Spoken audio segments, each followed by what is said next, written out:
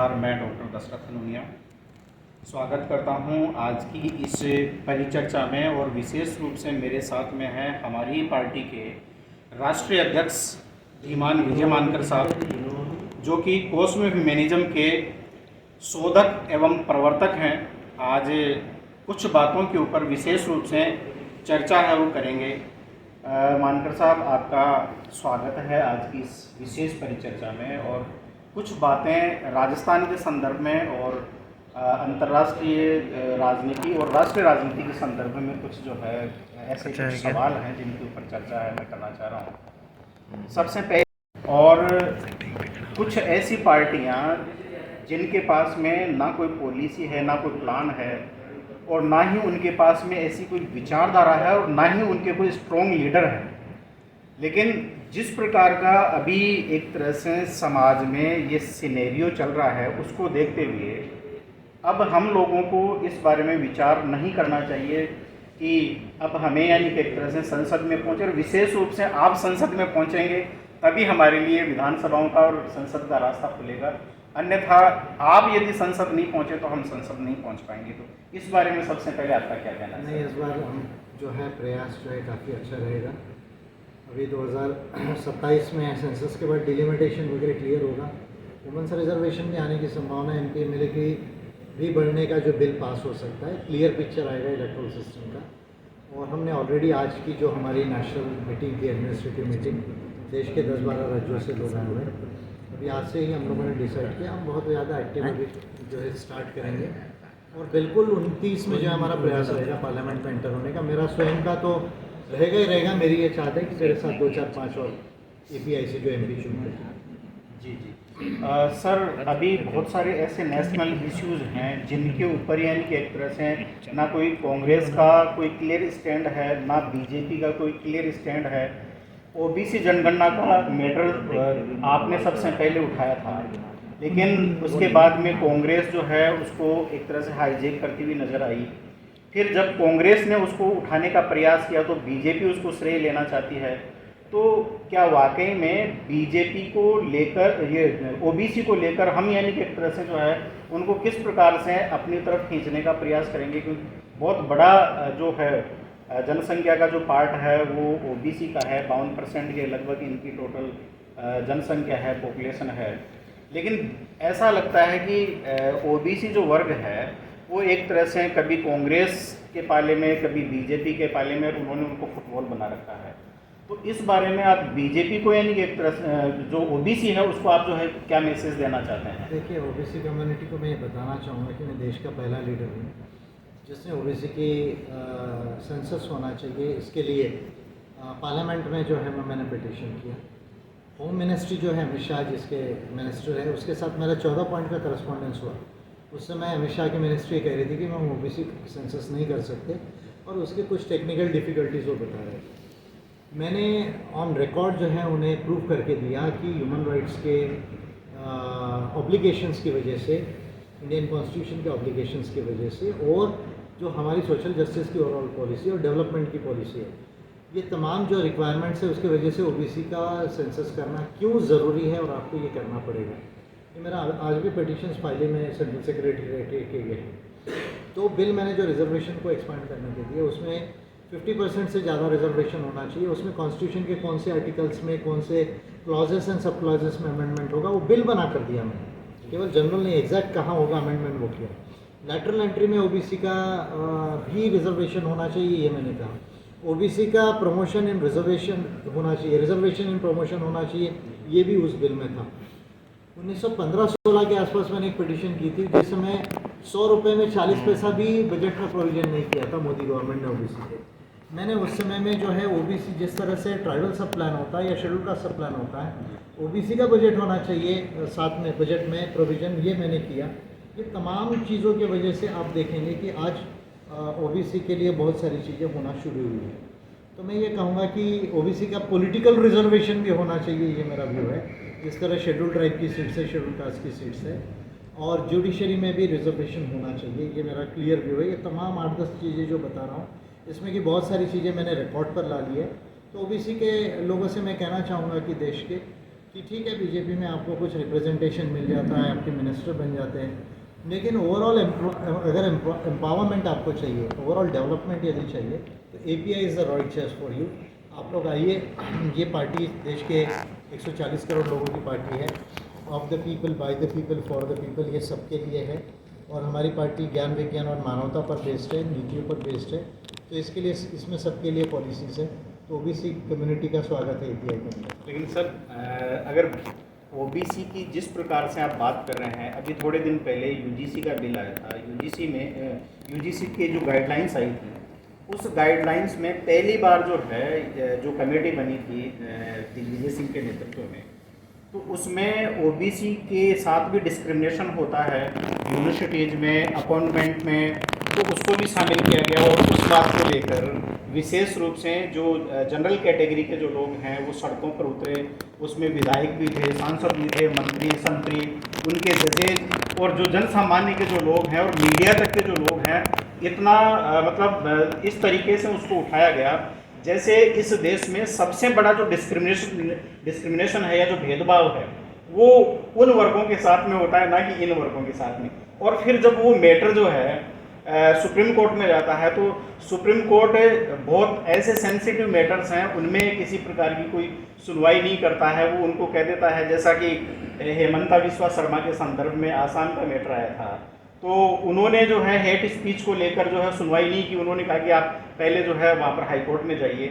लेकिन वही जो मैटर UGC का मैटर जब वहाँ पे सुप्रीम कोर्ट में जाता है, तो तुरंत यानी कि एक तरह से उस गाइडलाइन को स्टे कर दिया जाता है और 2012 की गाइडलाइन को लागू कर दिया जाता है। तो यदि इस प्रकार की मांगे यदि की जाती है, तो क्या ऐसा जो नैरेटिव है इनके द्वारा वापस फैलाया जाएगा? क्या ऐसा नहीं लगता आपको? देखिए, जहाँ तक सुप्रीम कोर्ट का जो डिसीजन का सवाल है, ये सेंट्रल लॉ है, तो सेंट्रल लॉ को आप अगर चैलेंज करेंगे तो मेनली तो सुप्रीम कोर्ट में ही किया जाएगा। तो इसलिए सुप्रीम कोर्ट ने उसको जो स्टे कर दिया, तो वो कुछ गाइडलाइंस के आधार पे किया कि इसमें जस्टिस और फेयरनेस नहीं, क्योंकि सब लोगों का रिप्रेजेंटेशन होना चाहिए वो कमिटीज़ में, और कास्ट डिस्क्रिमिनेशन की डेफिनेशन को और ज़्यादा क्लियर करने की ज़रूरत है। देखिए, ये जो है ना, UGC ने जो रेगुलेशन बनाया, जो HRD मिनिस्ट्री है, मिनिस्ट्री ऑफ एजुकेशन जो होती है, ह्यूमन रिसोर्सेज एंड डेवलपमेंट, तो इनको वो बिल को अगर आप रेगुलेशन को पढ़ेंगे, आप ये तो पार्लियामेंट में नहीं हुआ है, ये तो एक नोटिफिकेशन बनी थी सर अलग से। तो उसको जो है उन्होंने क्लियर कास्ट डिस्क्रिमिनेशन को जिस तरह से डिफाइन करना है, SC के साथ कैसा होता है। अब ट्राइबल को आप कास्ट डिस्क्रिमिनेशन बोल रहे हैं, तो ट्राइब तो कास्ट है ही नहीं है। अब देखिए, ट्राइब तो एक कल्चरल ग्रुप है, पर उसको भी कास्ट डिस्क्रिमिनेशन में डाला है। OBC के साथ कास्ट डिस्क्रिमिनेशन हो रहा है, उसका डिग्री ऑफ डिस्क्रिमिनेशन अलग है। Degree of discrimination schedule caste के साथ अलग होता है। तो ये प्रॉपरली जो डिफाइन करना था वो डिफाइन नहीं किया UGC ने, वो डिफेक्टिव रेगुलेशन, और इसलिए सुप्रीम कोर्ट को मौका मिल गया उसको स्टे करने का। एक बात रही, बात दूसरी की भाई क्या ऐसे रेगुलेशन होना चाहिए डिस्क्रिमिनेशन को टैकल करने के लिए एजुकेशन में? मैं कहता हूँ बिल्कुल होना चाहिए, क्योंकि जब तक इस तरह का डिस्क्रिमिनेशन नहीं होगा, हमने रोहित वेमुला का केस देखा, बहुत सारे इंडियन इंस्टीट्यूट ऑफ टेक्नोलॉजीज़ में लड़कों ने सुसाइड किया है, शेड्यूल कास्ट के बच्चों ने। कास्ट के आधार पर डिस्क्रिमिनेशन तो होता ही है, इसलिए इस तरह का रेगुलेशन होना चाहिए, बस उसको थोड़ा जस्ट और फेयर बनाने की ज़रूरत है। तो वापस आएगा ना, इसको जो है वो UGC फिर वापस लाएगी HRD मिनिस्ट्री ठीक करके। जब वो आएगी तो सुप्रीम कोर्ट में चैलेंज होगा तो वो स्टे नहीं होगा, बाद में वो निकल जाएगा। और जनरल कैटेगरी के लोगों को भी इतना नहीं चिंतित होना चाहिए। अगर डिस्क्रिमिनेशन नहीं होता है, अगर वो नहीं कर रहे या नहीं होते, तो उनको चिंतित नहीं करना चाहिए, लेकिन वो जो कमेटी है उसमें सबका रिप्रेजेंटेशन होना चाहिए। लेकिन सर जैसे ही इस जो है गाइडलाइन को स्टे किया गया, प्रोफेसर्स की जो है 1844 जो प्रोफेसर्स है वो लेटरल एंट्री से भर लिए गए सर। तो यदि ये जो गाइडलाइन अगर लागू रहती तो फिर ऐसा करना इनके लिए संभव नहीं था? नहीं, ये गाइडलाइन का लेटरल एंट्री से संबंध नहीं है। मेन इंपॉर्टेंट बात है लेटरल एंट्री में जो लिया जा रहा है, आर्टिकल 310 ऑफ द कॉन्स्टिट्यूशन है, 308। तो लेटरल एंट्री में रिजर्वेशन का प्रोविजन नहीं है कॉन्स्टिट्यूशन। सबसे इम्पोर्टेंट रिजर्वेशन का प्रोविजन जो आर्टिकल 16(4) में है, बेसिकली 16(5) और अब 16(6) में है, वो तो PWS का है 16(6) का। आर्टिकल 310 में लेटरल एंट्री का तो बात की गई, लेकिन लेटरल एंट्री में रिजर्वेशन का प्रोविजन नहीं है। तो सबसे इम्पोर्टेंट बात है जो मैं यही कहता हूँ, राहुल गांधी बहुत चिल्लाते हैं लेकिन बगैर स्टडी ये करते हैं तो मैंने जो 2 बिल दिए कॉन्स्टिट्यूशन को रिजर्वेशन को एक्सपांड करने के लिए, उसमें मैंने लेटरल एंट्री में भी रिजर्वेशन होना चाहिए ओबीसी का, एसटी और एससी का, ये मैंने उसमें प्रोविज़न किया। पर पार्लियामेंट को उसको लाना पड़ेगा, कॉन्स्टिट्यूशन में एक छोटे अमेंडमेंट की ज़रूरत है। जब वो आ जाएगा तो लेटरल एंट्री आप लो ना, कोई दिक्कत नहीं। पर लेटरल एंट्री में जब आप प्रॉपर रिक्रूटमेंट के बाहर से ले रहे हैं तो उसमें ओबीसी, एससी, एसटी के भी लोगों को लेना पड़ेगा। सर अभी मोदी गवर्नमेंट ने अमेरिका के साथ में जो ट्रेड डील की है, और उस ट्रेड डील में एग्रीकल्चर सेक्टर जो है उसका मार्केट है वो इंडिया के लिए खोल दिया। इसके साथ साथ में डेयरी जो प्रोडक्ट है और वो जो सेक्टर है वो भी इंडिया के लिए खोल दिया है, ये अमेरिका के लिए इंडिया का मार्केट खोल दिया है। जबकि इससे पहले यानी कि एक तरह से इन्हीं के जो मंत्री है और बीजेपी आरएसएस के लोग ये कहते थे कि अमेरिका का जो दूध है वो मांसाहारी दूध है। अब ये किस दबाव में मोदी ने जो है ये डील की है, और क्या अब ये जो अमेरिकन जो मांसाहारी दूध आएगा तो क्या अब इनकी धार्मिक भावनाएं आहत नहीं होगी? इस बारे में आपका क्या कहना? नहीं, मांसाहारी है शाकाहारी, इसमें तो मैं नहीं जाऊँगा। लेकिन देखिए, आपको जो ये ट्रेड डील करना, एक तो व्यवहारिकता भी है, एक तो कंपल्शन भी है। कंपल्शन ये था क्योंकि अमेरिका ने आपके ऊपर में 50% टैरिफ लगा दिए, बाद में और कह रहा है कि हम इसको बढ़ा भी सकते हैं। अभी हमारा जो मेजर जो एक्सपोर्ट है वो अमेरिका को होता है, फिर ईयू को होता है, थर्ड चाइना को होता है, और बहुत सारा हमारा जो सेक्टर्स है ना वो अमेरिका पे डिपेंड है। सपोज़ फार्मा सेक्टर यूएस पे डिपेंड है, सपोज़ आईटी सेक्टर वो यूएस के ऊपर में डिपेंड है, टेक्सटाइल सेक्टर हमारा यूएस के ऊपर डिपेंड है।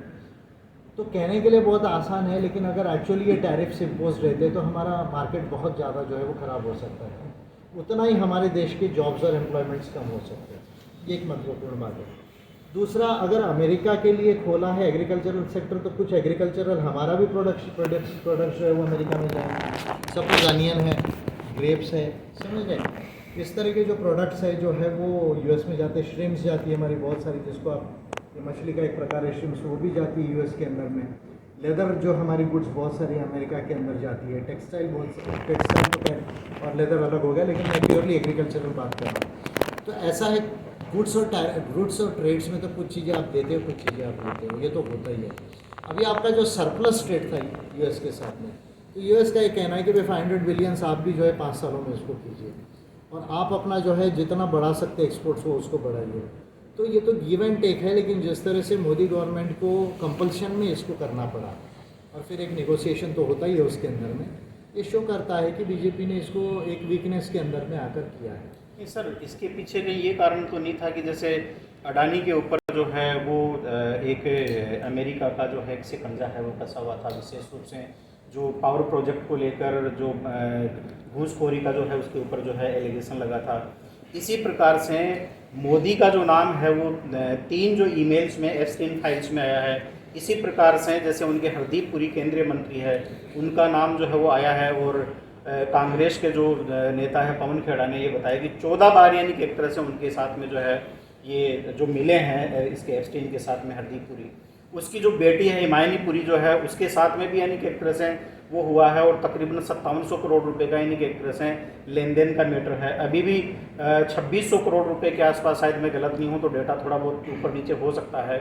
2022 से लगातार जो है यूएस जो डीओजी है वो बार बार यानी कि एक तरह से जो है वो लेटर लिख रहा है, या वहाँ का जो फाइनेंस डिपार्टमेंट है वो भी उनको यानी कि एक तरह से क्लेम करने के लिए, तो इतना पैसा यानी कि एक तरह से ये किस मद में उनके पास में गया, तो ये बहुत बड़े यानी कि एक तरह से एलिगेशन, कहीं वो दबाव तो नहीं था।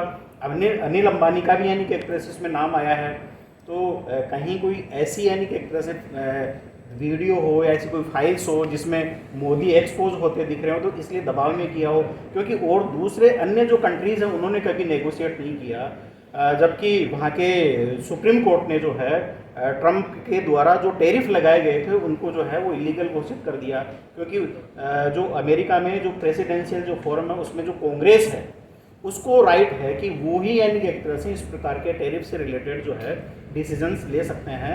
असामान्य परिस्थितियों में यानी इमरजेंसी में या युद्ध की परिस्थितियां बनती है तो ही अमेरिकी राष्ट्रपति जो है वो इस प्रकार का यानी कि एक तरह से डिसीजन ले सकता है।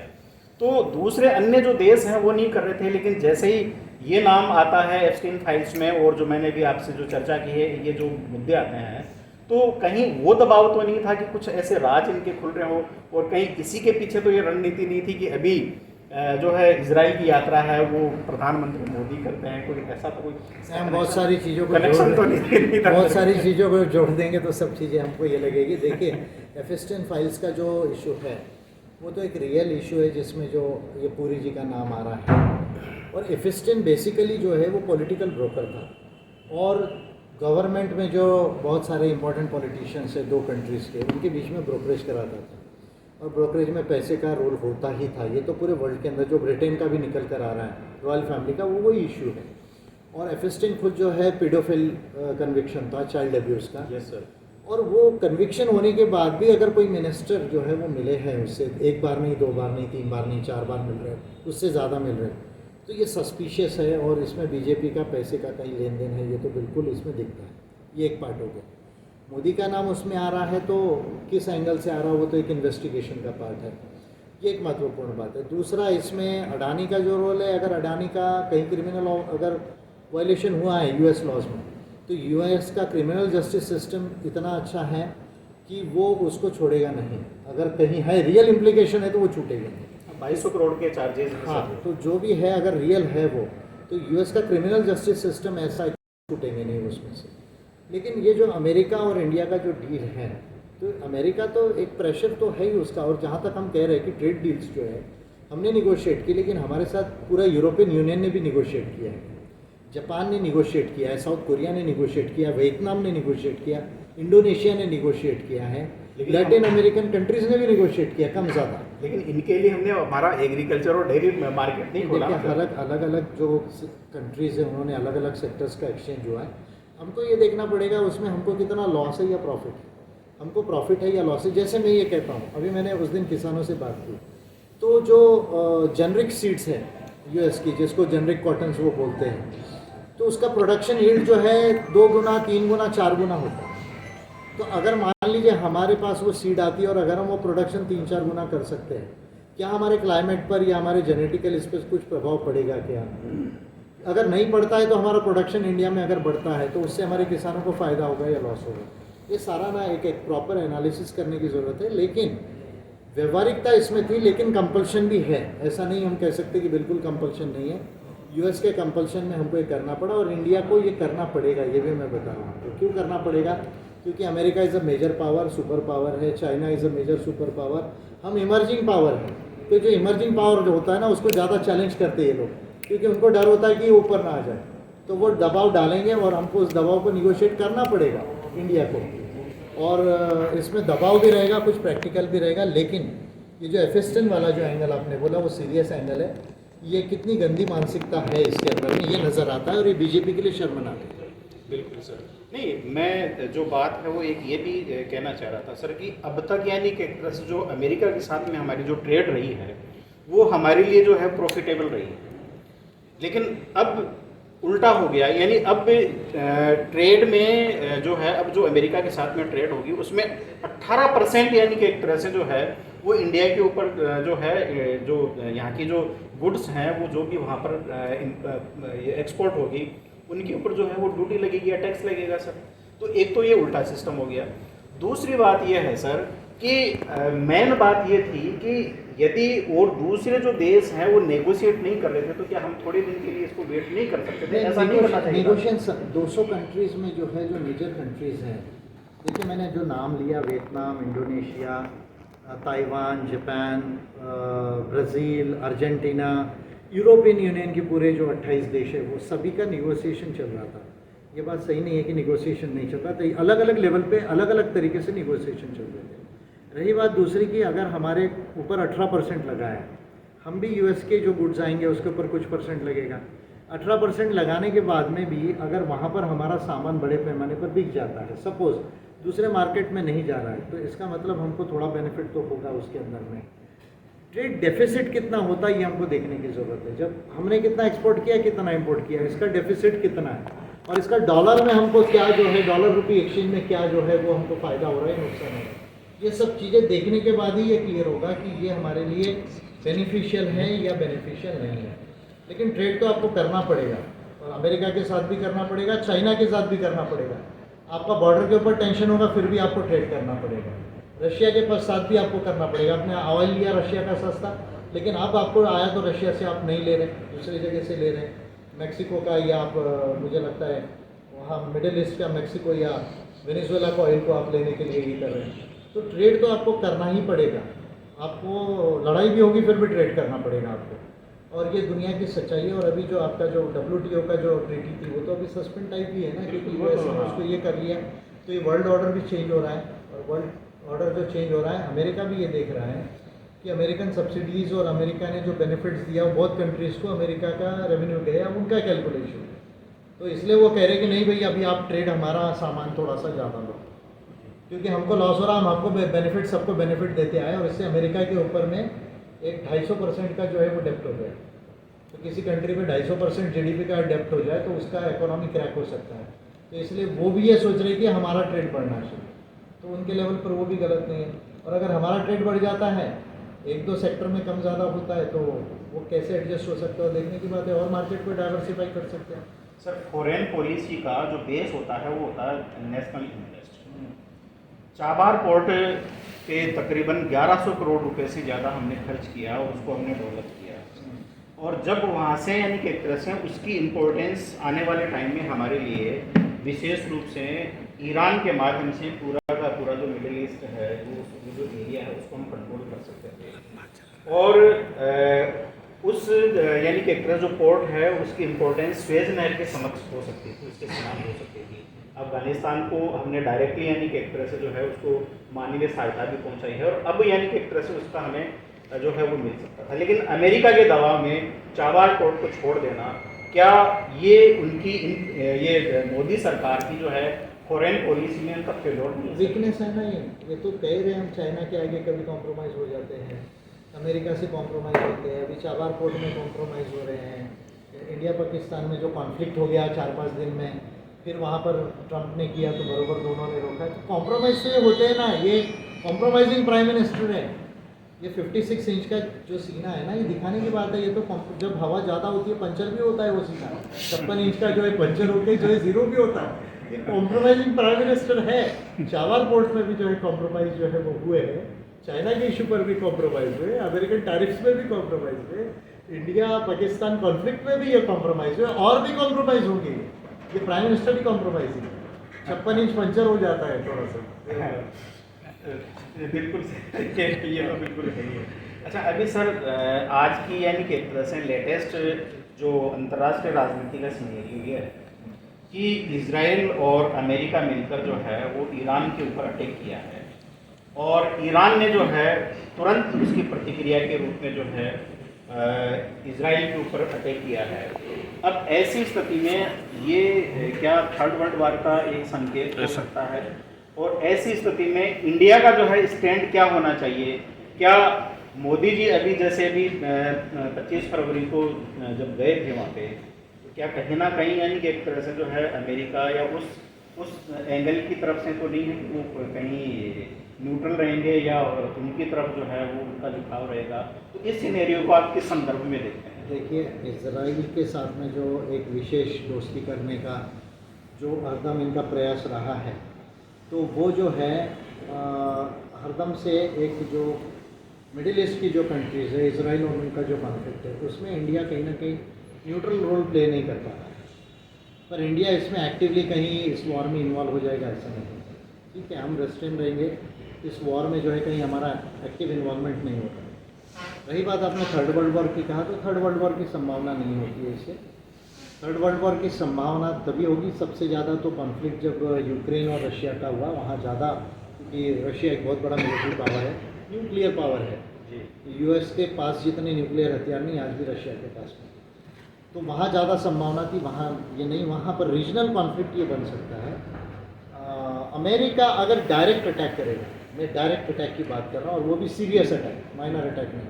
सीरियस अटैक का मतलब नेवी और एयरफोर्स से जो है वो डायरेक्ट अटैक करेगा, और लैंड फोर्सेस को अगर ग्राउंड करता है अमेरिका, तो बहुत बड़ा कॉन्फ्लिक्ट ये हो सकता है। लेकिन फिर भी वर्ल्ड वॉर की सिचुएशन नहीं आएगी जब तक चाइना इसमें डायरेक्ट मिलिट्री अपफ्रंट नहीं लेगा, तब तक वर्ल्ड वॉर का सिचुएशन नहीं आएगा। लेकिन सर चाइना और रसिया है वो, और जो उत्तरी कोरिया है, ये डायरेक्टली यानी कि एक तरह से इसको ईरान को सपोर्ट कर रहे हैं। डायरेक्ट सपोर्ट का मतलब होता है मिलिट्री में जैसे अमेरिकन शिप्स है, चाइनीज़ शिप जाएगी, अमेरिकन मिसाइल है, चाइनीज़ मिसाइल जाएगी, अमेरिकन आर्मी जा रही है, चाइनीज़ आर्मी जाएगी। इसकी संभावना बहुत कम है। मैं 2% 5% भी इसकी संभावना नहीं कहूँगा। नॉर्थ कोरिया बहुत दूर है, चाइना जब तक नहीं आएगा नॉर्थ कोरिया डायरेक्टली इन्वॉल्व नहीं होगा। नॉर्थ कोरिया ज़्यादा से ज़्यादा एक कर सकता है, 2-4 मिसाइल अमेरिका पर छोड़ सकता है। रशिया जब यूक्रेन के साथ कॉन्फ्लिक्ट में, ऑलरेडी नाटो के साथ उसका यूरोप में कॉन्फ्लिक्ट चल रहा है, रशिया इतना, और यूक्रेन से भी वो जो अभी तक पूरा यूक्रेन को ओवर पावर नहीं कर पाया, रशिया टेरिटरी क्रॉस करके ईरान में आएगा, इसकी पॉसिबिलिटी बहुत कम है। हाँ, मिलिट्री सपोर्ट देंगे, फिनेंशियल सपोर्ट देंगे। वो चाहेंगे कि अमेरिका को अकेले ईरान ही डाउन कर ले, उससे अमेरिका की ज़्यादा फजीयत हो जाएगी।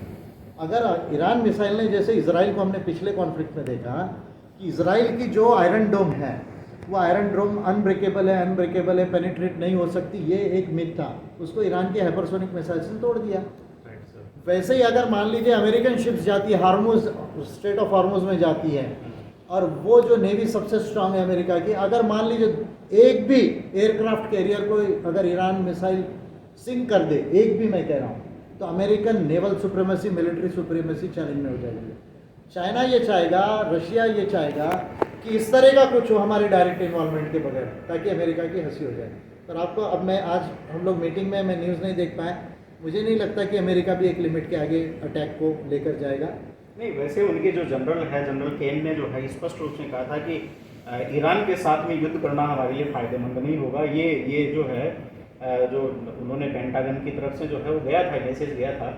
लेकिन कहीं ऐसा तो नहीं कि ट्रंप ने अपनी टैरिफ की सनक को पूरा करने के लिए जो है वो इसमें जो है इन्वॉल्व हुआ हो कहीं? टैरिफ का तो एक इशू है, लेकिन देखिए कैसा है, अमेरिका को सीरियस प्रॉब्लम आ रहा है चाइना की वजह से, ट्रेड में प्रॉब्लम आ रहा है, साइंस टेक्नोलॉजी में आ रहा है, नेवी, अभी चाइनीज़ नेवी सबसे बड़ी नेवी है वर्ल्ड की, लेकिन अमेरिकन नेवी अभी भी पावरफुल है। जितनी शिप्स चाइना बना रहा है ना आज, उतना अमेरिका में नहीं बन रही है और कोई कंट्री में नहीं बन रही है। तो जिसको ब्लू वाटर नेवी बोला जाता है, वो भी चाइना की बहुत पावरफुल है। तो और चाइना अफ्रीका तक जाना चाह रहा है, क्योंकि अफ्रीका में बहुत सारी मिनरल्स हैं, तो और अमेरिका का भी इंटरेस्ट है। मिडिल ईस्ट में ईरान एक जो पोटेंशियल न्यूक्लियर वेपन स्टेट है, जो लगभग न्यूक्लियर बॉम्ब बनाने के करीब है, या बना के रख लिया है उसने, ये कोई नहीं जानता है अभी, बरोबर है। हो सकता है 5 बॉम्ब बना के रख लिया है, ये भी पॉसिबल न्यूज़ेस आ रही है, या बिल्कुल बना सकता है 5 दिन, 10 दिन, 15 दिन के अंदर। तो अमेरिका को जो है, ये जो चाइना का इन्फ्लुएंस है, ईरान की जो ताकत है, उसको न्यूट्रलाइज करने की अमेरिका कोशिश कर रहा है। पर फिर मैं कह रहा हूँ, अमेरिका एक लिमिट के आगे अटैक में आगे जाएगा क्या, इसकी पॉसिबिलिटी 10% से ज़्यादा नहीं है। मार्क माय वर्ड, पूरी नेवी को अटैक नहीं करेगा, पूरी एयरफोर्स से अटैक नहीं करेगा, ग्राउंड फोर्सेस को ईरान में नहीं उतारेगा, जिसको फुल फ्लेजेड वॉर कहा जाता है, वो अमेरिका नहीं करेगा। लिमिटेड वॉर करेगा, लिमिटेड कॉन्फ्लिक्ट रहेगा, लिमिटेड डैमेज करेगा, और जैसे बोल देगा कि नहीं अब ये न्यूक्लियर बॉम्ब नहीं बना सकता, और विड्रॉ कर लेगा। मार्क माय वर्ड, 5 दिन 10 दिन के अंदर ये ख़त्म हो जाएगा। Thank you sir. वैसे काफ़ी अच्छी, हेल्दी और बहुत सारी बातों के ऊपर आपके साथ में डिस्कशन हुआ। इसके लिए आपको बहुत बहुत धन्यवाद सर।